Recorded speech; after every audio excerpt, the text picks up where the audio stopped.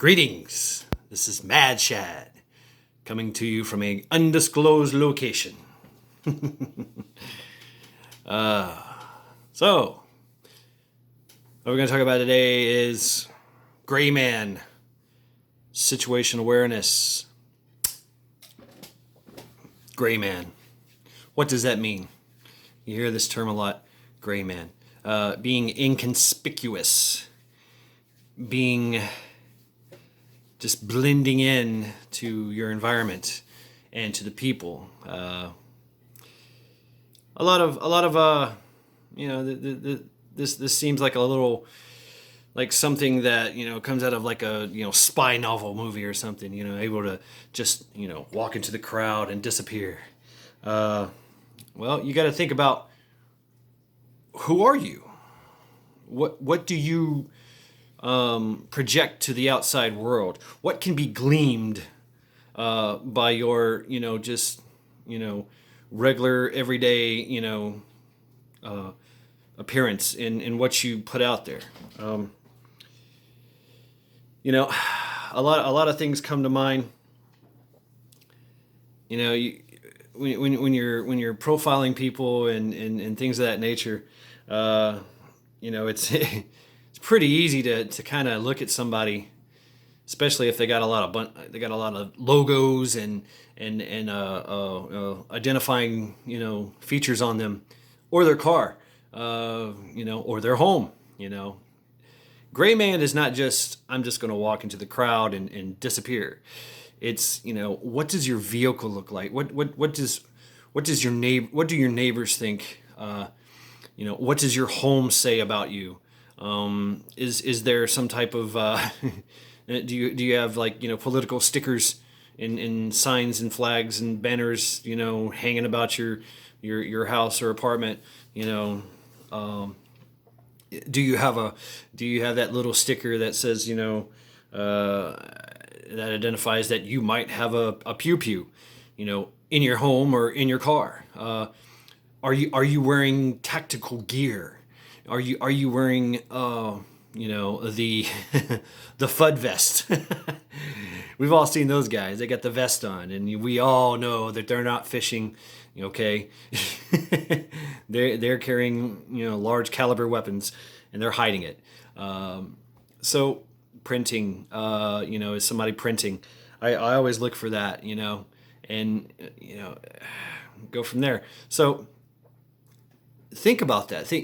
Think about, what are you wearing, and you have to think about the con as well. If you're walking around with your favorite sports team on your hat, or you're wearing the jersey or whatever, colors, you're wearing different kinds of colors, blues and reds, for example, for the different nations, if you will, the people in the folk nation. Are you wearing black leather vest, with little things on it and little patches and rockers and all that, Now, mind you, doing all this can also make you blend in with that area, that group, but you have to consider that you will be challenged by somebody of that group. So if you're going to blend in and go gray, and say you live in a predominantly certain gang affiliated area, and they wear blue, and you go, oh, okay, I'm just going to wear blue, and go with that, or there's some kind of you're probably going to get challenged, like who are you? Who do you know?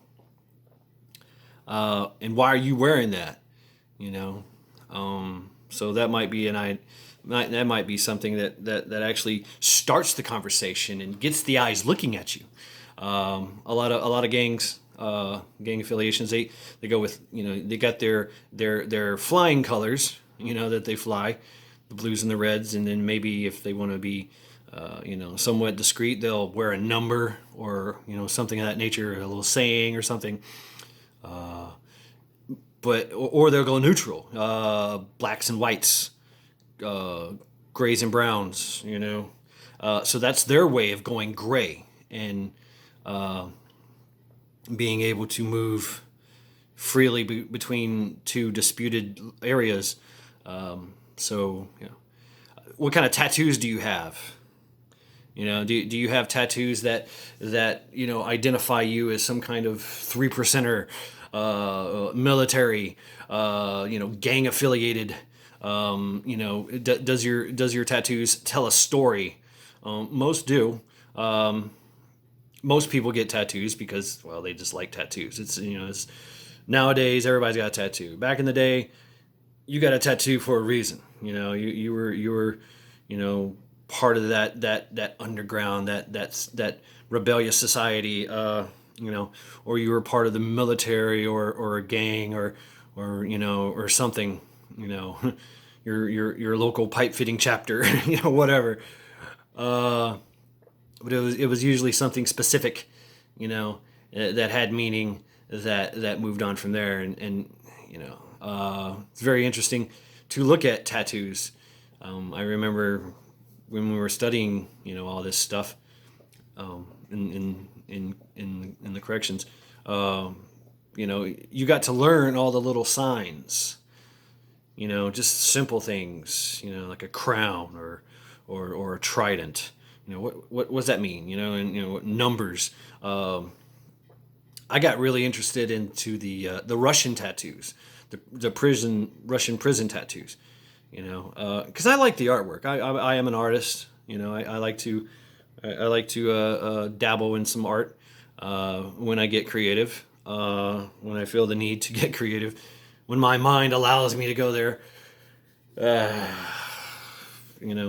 So I've drawn tattoos and stuff for people, but I don't know, not something I really want to, pursue, but yeah, going gray,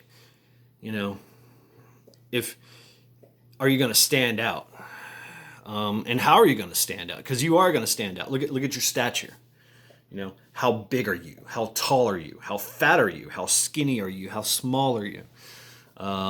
Ideally, smaller people kind of get passed over. They're like unassuming. How do you carry yourself? Do you walk with confidence and pride? Do you walk? Do you carry on with a threatening nature? Do you have your chest all bowed out like yeah, or do you just yeah, say excuse me, pardon me, or do you get the fuck out of my way?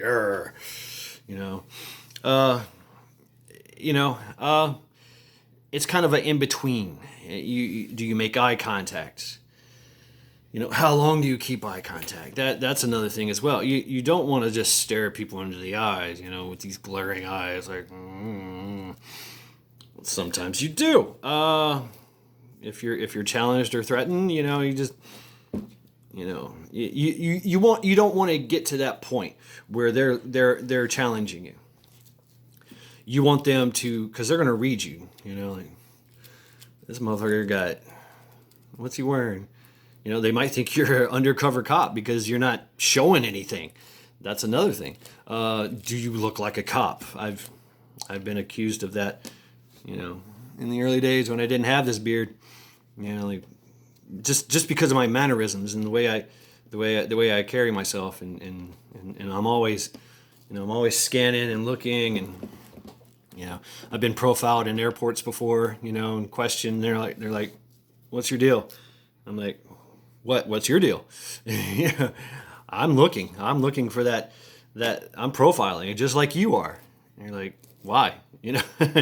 What you get to hide? I was like, no, it's not what I have to hide. It's what I have to lose. So, and think about what's going on around you.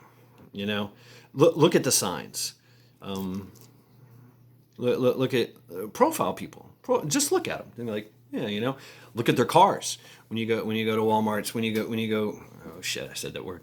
When you go to stores and convenience stores and whatnots and what have yous, just start looking at cars and their stickers. Kind of glance inside their vehicle. Look at the rear view mirror there and what's hanging from it.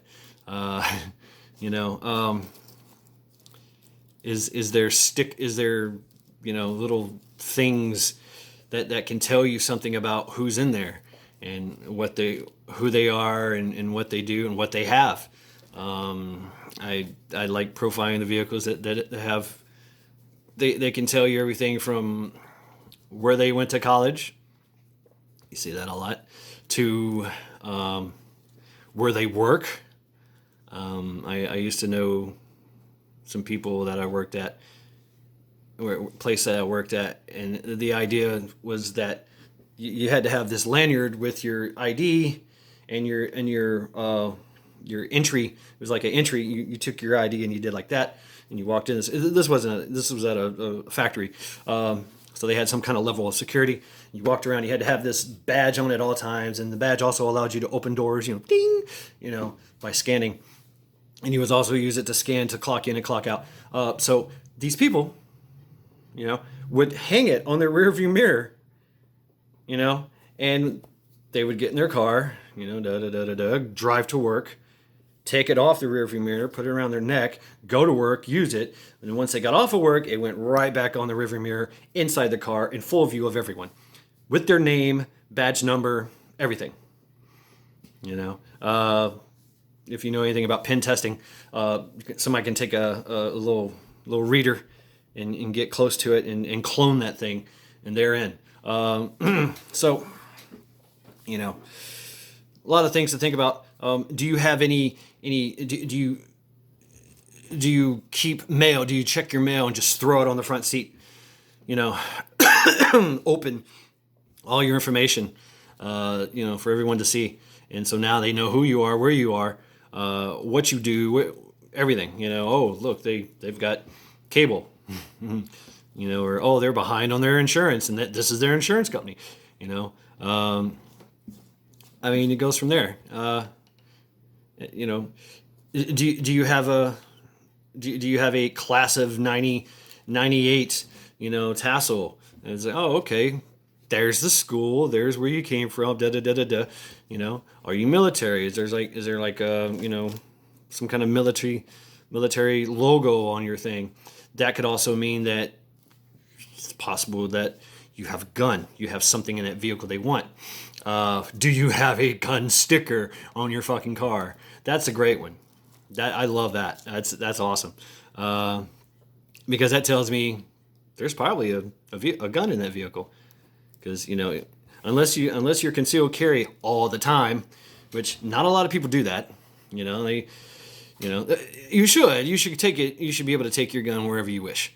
In any store, any bank, but there are times where it's thrown in the glove box, or the console, or under the seat, or some shit like that, or in your bag that's in the car, and you're just running in there to get some eggs and milk and some baby formula, whatever.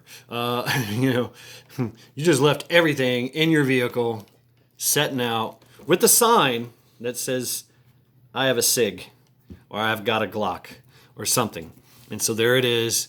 And vehicles are so easy to get into. They're so easy to get to. I don't care if you got an alarm or whatever. And nobody even cares if you got an alarm. We hear it go off all the time. It's more annoying than anything. You're like, motherfucker, please turn that thing off. They don't, and if you hide underneath the vehicle or just below the vehicle, the top of it, nobody's going to see you. You got a vehicle here, and you got a vehicle here, and you're right here in the middle.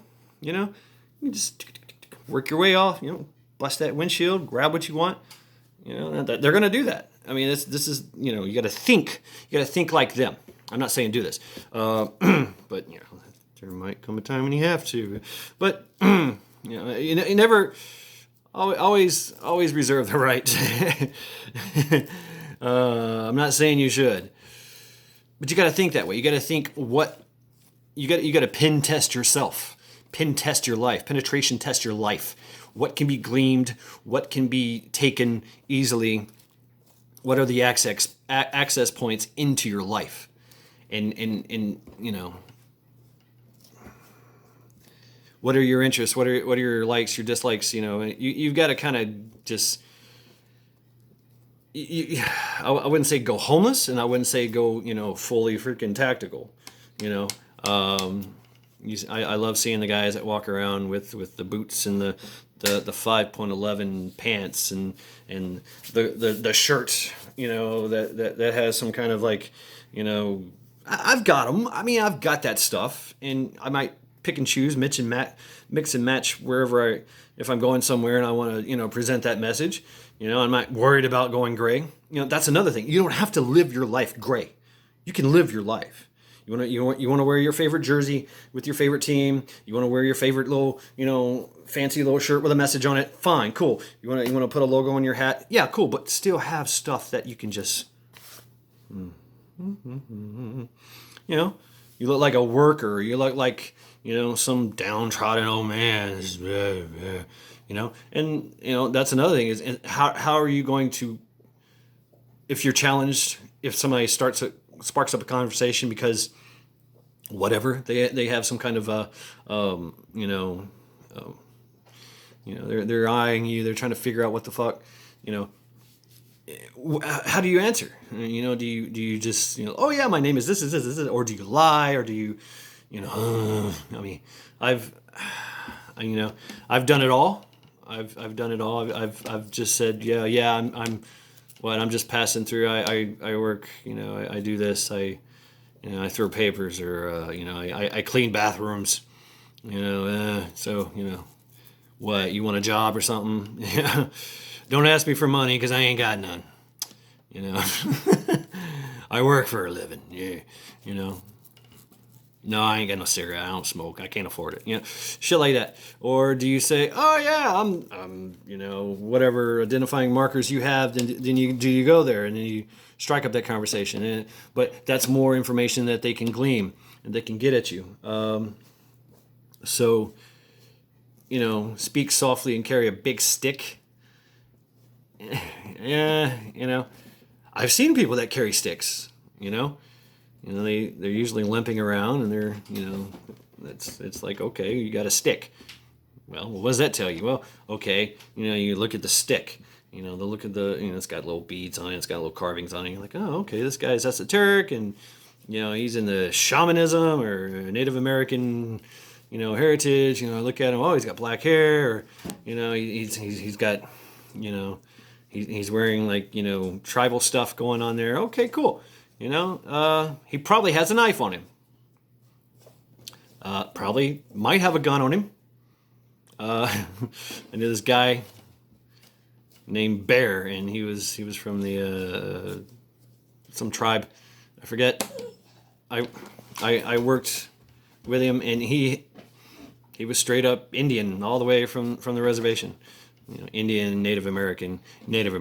We know, yeah, okay, but he had a knife, big freaking buck knife on this side. He wore all the time wherever he went. And then he had a pocket 12 gauge double barrel Derringer. I've never seen one of those before in my life. It was literally this big, and curved little handle. Just I always wanted to shoot it. I'd love to see one of those and play with one of those. It's got to be a hell of a damn, hell of a hand cannon. But yeah, he carried one of those in his little pocket, and he always pulled it out and showed it to people. And I'm like, why would you do that? Why would you show me? Yeah, I get it. Especially at work. You build this rapport with people, and your friends and your neighbors, and you don't want to like let off a lot of information. You really don't. You don't want to just bleed off that information like, hey, check this out. I'm very proud of this, and I'm very proud of this about myself, and this is what I got going on, and this is what I do, and neighbors around here know that I'm into martial arts. I go out in this big wide open field and swing this freaking 15-pounder Quan Dao. Not sharp or anything, but it's freaking heavy. It's a hell of a workout. I wouldn't think it'd be very practical unless I was fighting horses or some shit. But it's a hell of a workout. Long weapon has always been king. always been greater than a sword, than an axe. But if it's too big and too unwielding, then you got problems, of course. But I mean, it's a great workout. So yeah, going back, Gray Man, and watch what you do, watch what you say, watch what you got to have you got to build your social deity, if you will. Getting into, I'm trying to go esoteric with that, but what do I show the rest of the world? What do they see from me? And you literally have to step out of yourself and look at yourself, which can be very insightful. Am I showing this and this and this, and what am I showing, and what am I talking about? How am I getting my point across? I used to know people that they talk like this.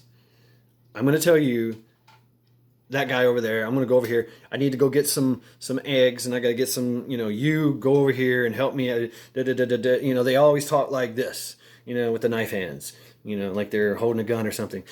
People like that, you're like, yeah, and maybe you can trust them, but to let that, because that criminal element can see shit like that and go, they can there's always a way to counter string, always, always. So, but if I can present to the world and whoever's watching that I'm just a nobody, I'm just just passing through, got nothing to offer, then chances are they'll leave you alone. They're just like, whatever, They might even intimidate you a little bit. They might even, talk shit, to you or whatever. But, if they let you go, they let you go. If you pass the sniff test, that's another thing too. Sniffing. What do you smell like? Do you smell like you're well, that you've been working in the salt mines, or do you smell like a mechanic?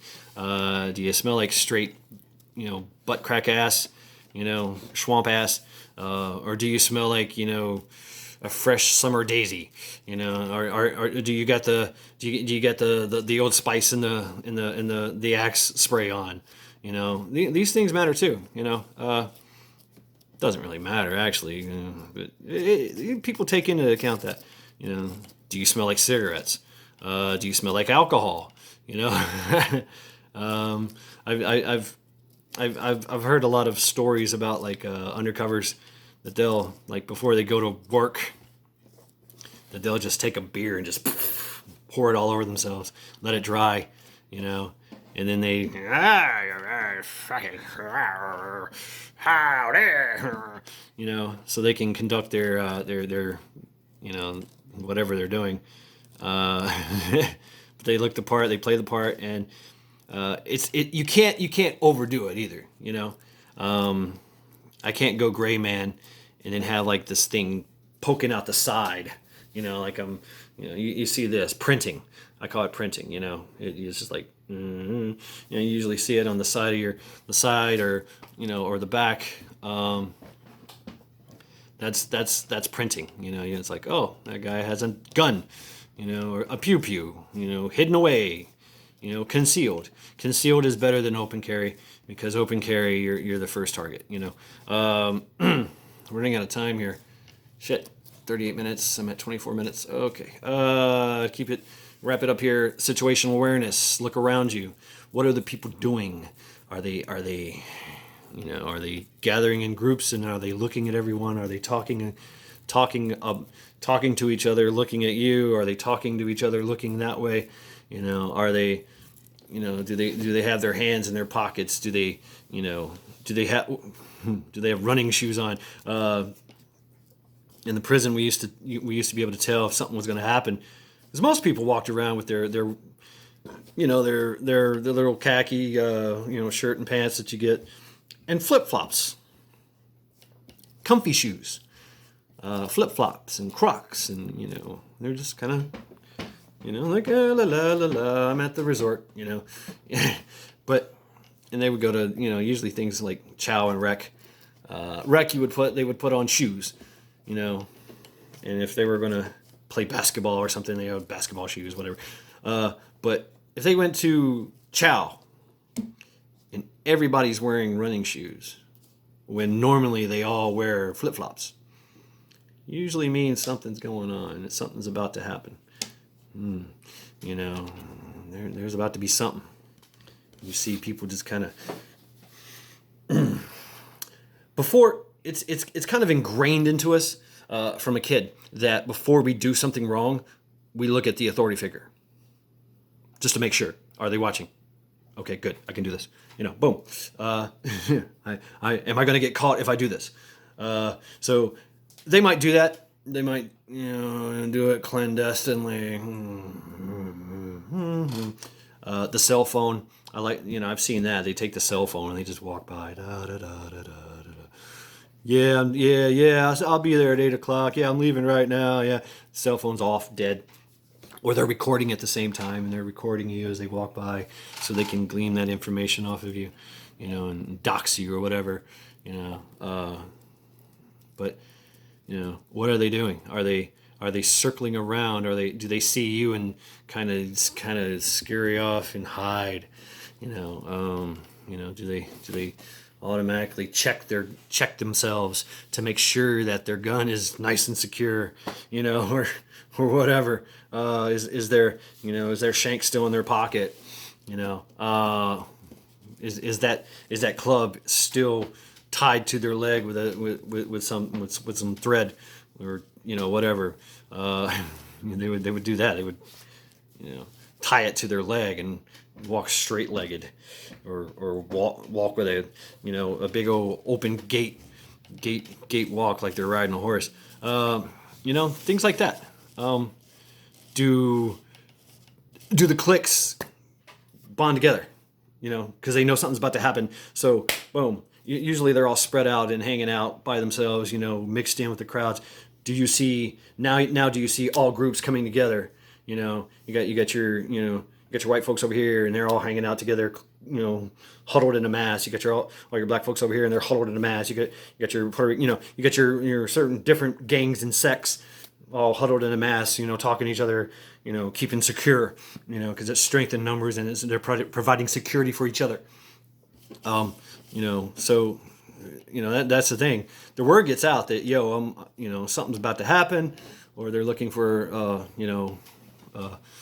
target of opportunity, or whatever. Maybe you're the target of opportunity. Especially in your car, you're driving up, you're driving around, you see people just kind of walking around, and they're looking at you. They walk in front of your vehicle, and you're like, even if you have to slow down, even if you have to slow down to let that person walk away, boom, you get that cinder block through your windshield, through your side window, that's it, boom, they got you, they got your car, they got everything. So watch about situation awareness. Are there police, hanging about? Is there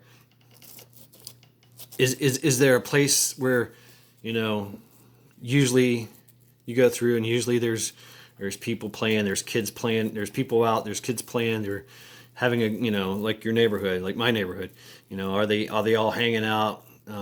Is there traffic? Does the traffic change?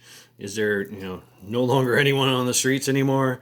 Like what's going on here? It's kind of like being in the woods, and all of a sudden you just hear, a cully of birds they just take off, in a certain direction. It could be a big animal coming through. It could be somebody there. Target indicators. We call them target indicators. That's another thing is target indicators. All right, what's on your keychain? I remember I got read one time by an inmate that he looked at my keychain. He's like, well, okay, you own a Chevy S10, you got a security deposit box, That looks like a vault key. You got some padlocks. You probably got a shed with a motorcycle. Maybe you got a lawnmower and da da da da da. That's your house. That's a schleg. So yeah, you know, just from just from a keychain, and then whatever you have on your keychain. I was like, wow, man, that's pretty good. And he just did it just freely. He's like, yeah, I'll show you. So gleaming and reading, profiling, and watching out for certain situations,